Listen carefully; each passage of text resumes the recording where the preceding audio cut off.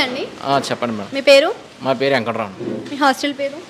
శ్రీ సాయి బాలాజీ. సాయి బాలాజీ. అయితే ఈ హాస్టల్స్ ఇప్పుడైతే చూస్తున్నాం కదా, ఎల్పిజి షార్టేజ్ అని చెప్పేసి చాలా హాస్టల్స్ కూడా మూసివేస్తున్నారు అండ్ కొన్ని దగ్గర అయితే ఫీజులు పెంచేస్తున్నారు. సో ఈ రూపంలో చూస్తుంటే మీ పరిస్థితి ఎలా ఉందంటారు ఎల్పిజి వల్ల?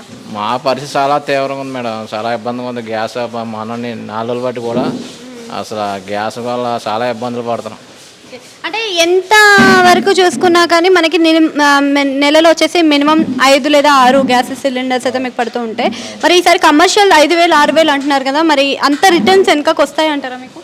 అది చెప్పలేము మేడం. ఏదో అటు ఇటు కాకుండా మధ్య రకంలో మా బతుకులు అంతే మధ్య రకంలో ఉన్నాయి. ఏమి చేయలేని పరిస్థితి. అదే ఆలోచనలో పడిపోయారు మొత్తం కూడా.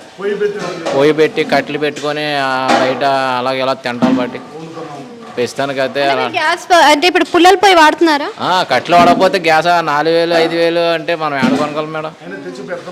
అయినా అప్పుడప్పుడు మనం అవసరమైన దాన్ని వాడుకొని ఉన్నాయి కట్టెలు పెట్టుకొని చేసుకోవాల్సి వస్తుంది. అది కొన్ని దగ్గర అయితే అసలు ఫుడ్ అనేది తీసేశారు కదా కొన్ని హాస్టల్స్ లో. వాటిలో అయితే రైస్ ఒకటి పప్పు చట్నీ ఒకటే. అది మేము అయితే ప్రస్తుతానికి అయితే ఉన్న వాటితో అలా నడిపిస్తున్నాం మేడం. మరీ అంత ఇబ్బంది పెట్టకూడదని. అయితే ఫీజులు ఇవేమన్నా పెంచడం అలాంటివి ఏమన్నా? లేదు మేడం, ఎంతవరకు ఉంటే అంతవరకు పెంచడం కట్టలేదు. ప్రస్తుతానికి అయితే అంతవరకు అలా ఇబ్బంది పడుతుంది. తర్వాత ఇంకా కొంచెం టైట్గా ఉంటే ఏం జరుగుతుందో చెప్పలేము.